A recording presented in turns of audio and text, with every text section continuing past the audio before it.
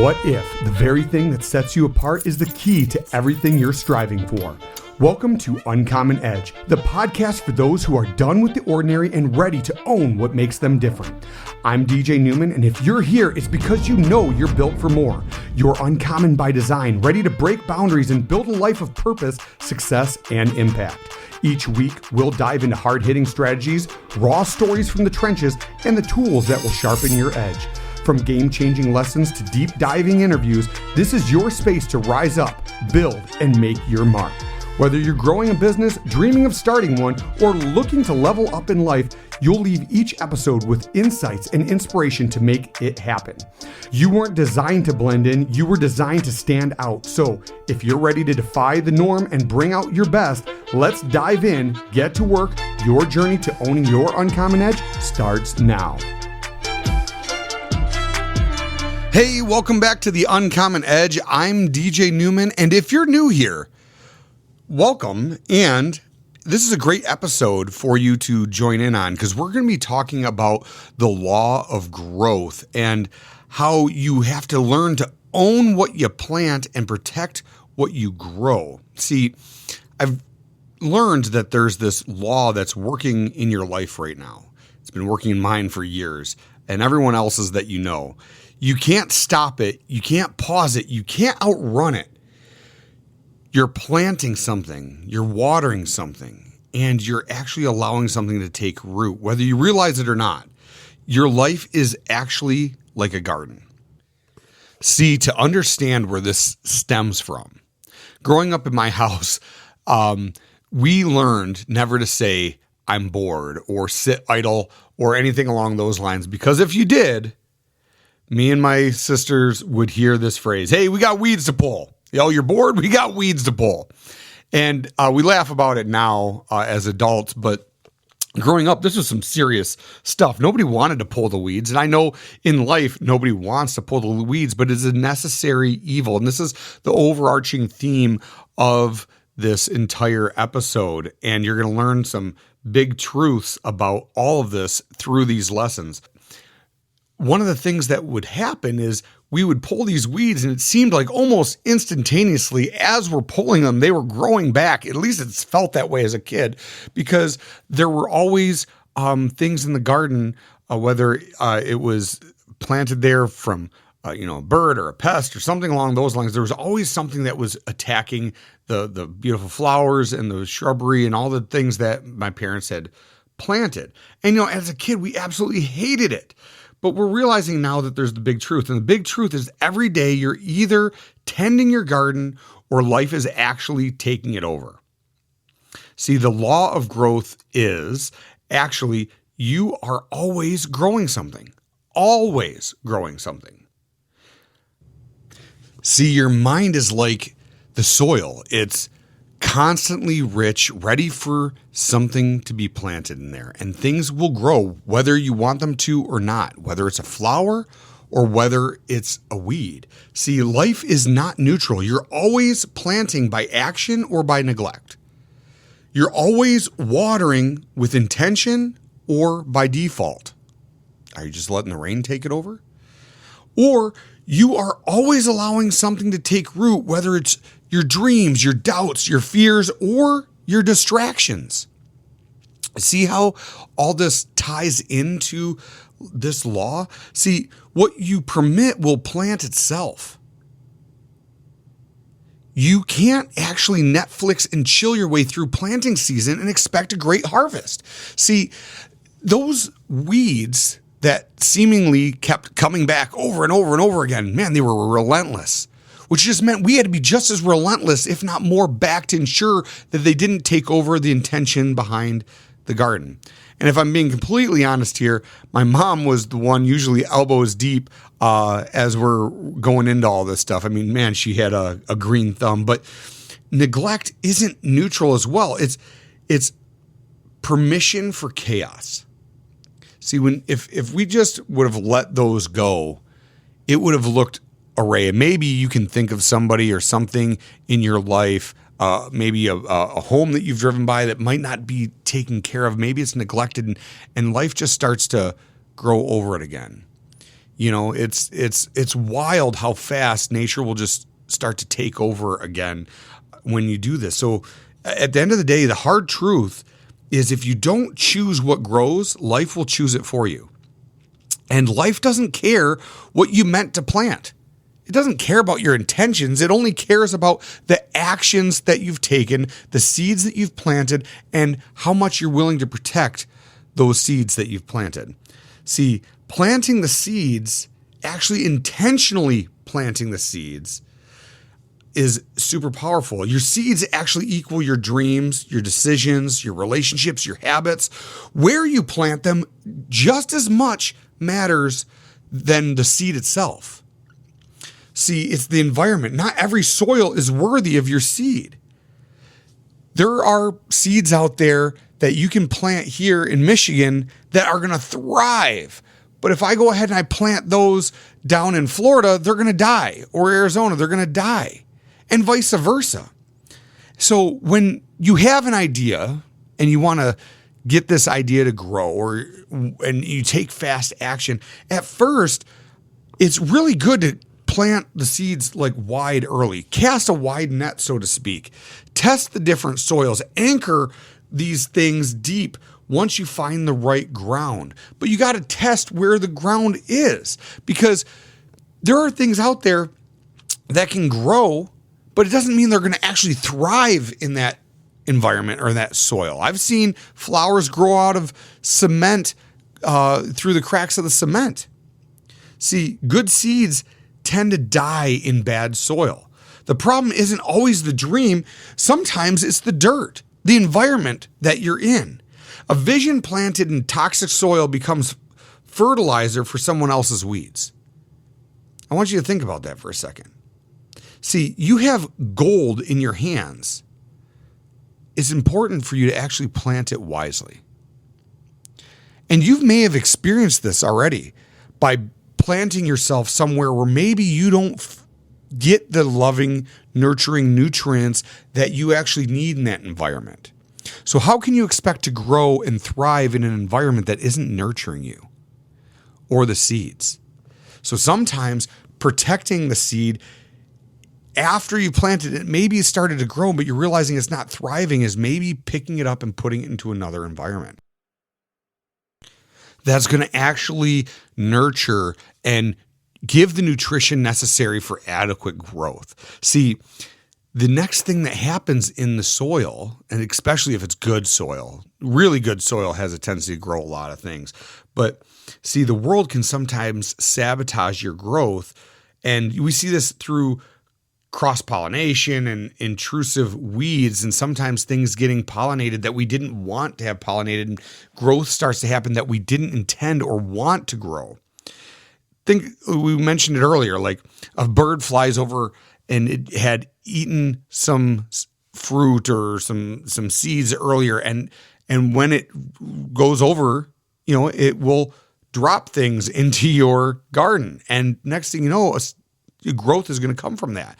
And you can think of those bird dropping, in your garden as people's opinions. Sometimes, hey, people shit on your ideas, or people shit in your yard. I'm sorry to say it like that, but it's true. People's opinions, their criticisms, their doubts, the distractions that come up are like these birds dropping all this stuff in your garden that's going to take root.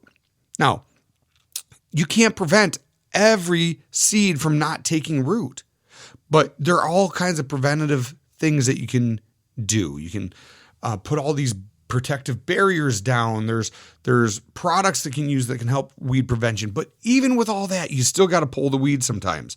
Critters eating like your crops if you're a farmer. Maybe these are your like energy vampires in your life. Maybe chaos creators, noise makers that really hurt what it is that you're trying to do.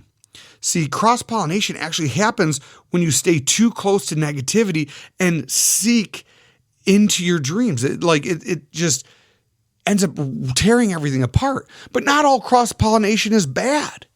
See, there's cross-pollination with positive things too. When you're in an environment and you're around people that are inspiring you and lifting you up and giving you like the motivation that you need to take the actions that you need, that type of cross-pollination actually is growth. That's like putting Miracle-Gro on your crops, sprinkling the Miracle-Gro to make all these things happen, right? See, the birds don't ask permission to drop weeds in your garden, but you can control what stays in your soil. Not every voice deserves to be planted in your mind. And one careless conversation can actually cost you an entire season of growth. It's almost like a storm rolling through and breaking down everything that you've worked for. So you can't stop the birds from flying, but you can stop giving them the places to land. But when one slips by and then the weeds start to grow, that's when I'd hear my dad say, "Hey, pull the weeds, pull the weeds." And what it actually ended up teaching me was ruthless accountability. See, what you tolerate today chokes your harvest for tomorrow. See, weeds grow faster and easier than good crops because negativity has a tendency to leach its way into everything that we do in life. So we have to constantly tend the garden and pull these weeds. It's crucial that you be brutally honest about what needs to go inside you and around you. As we go through this entire metaphor, I want you to understand that a weed today is a vine tomorrow, and vines choke out your dreams. You can't tend every thriving garden while making excuses for the weeds. See, the weeds don't need watering. Your dreams do. Your beautiful flowers do. You need to water the garden. Every day you delay pulling the weeds, you're trading your dreams for those thorns and those ugly, just ruthless weeds. So at this point, we've found the right soil to be in. We've put the seed in. We've watched it grow. As it's growing, we're removing and protecting the seed from all the weeds and stuff like that. We're removing all the weeds. But now it's important to water the roots with intention. See, roots grow before the fruits show. Growth happens underground before it ever shines above. Patience in persistence and daily discipline are the true fertilizers of greatness. All this stuff happens at a very slow rate, painfully slow, especially at the beginning. And then it happens all at once. See, so it's a matter of being patient at the beginning. Now imagine you took that seed that you just planted and you come back a couple hours later, you pull it back up. Hey, is anything happening yet? And you put it back down. And then you pull it back up a couple days later. Hey, anything happening yet? Oh, then you put it back down. Then you pull it back up. Hey, anything happening yet? You getting this picture? It sounds like craziness because the farmer that plants his crop does not have to do that because he knows the law of how things grow. He knows that if he puts that thing down and he nurtures it, he waters it, he weeds the farm, the field, it's going to grow naturally. It's just going to happen. Now, that is just how it works in life and in everything that thrives in this world that we live in. So don't rip the seed up because you're impatient. Growth actually takes time underground. People will call you crazy for watering invisible dreams until the harvest breaks through. Have you ever experienced that? I'm sure there's some part of your life right now that somebody said you were crazy at one point. If you're listening to this show, I know you have some type of entrepreneurial spirit or you're leveling up in life. And anytime you're leveling up in life, there's a moment where you're a little bit of crazy. And that's okay. You're part of the 1% crazy. And this all boils down to belief. Belief looks stupid until it blooms. And what you think is what you believe. And what you believe is ultimately what you do and what you take action on. And that reaffirms everything that you're doing in your reality, whether positive or negative. So when we're going through this garden metaphor and understanding this law of growth, I want you to understand that growth is actually daily. And you have to take ownership of the daily actions of how to actually tend your garden, the garden of your mind, the garden of your environment. and protect that garden with everything in you. Like your life depends on it, because it does. It does. Success attracts pests. Winning once doesn't win forever.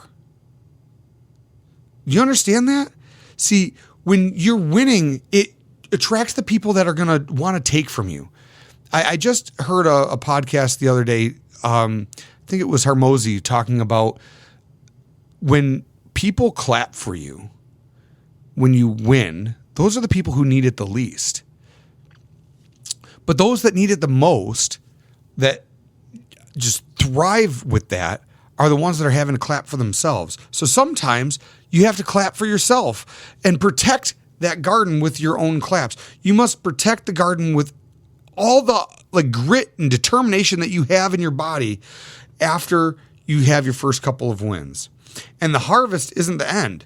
It's the invitation for new battles. See, there's a new devil at every level as you grow. Big dreams attract big storms too. So you got to plan for it.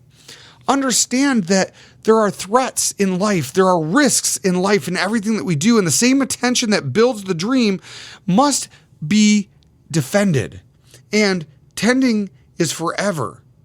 But it's also flourishing. And I want you to understand that. Like the best gardens out there, the ones that are just awestruck, when you look at them, you just become awestruck. I want you to understand that those take a lot of time, effort, and energy.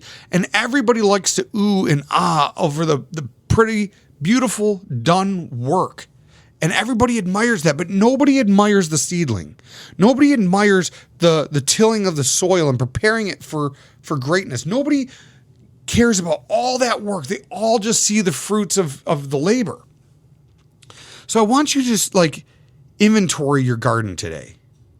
Write down, what's one seed you're planting intentionally right now in your life? What is it?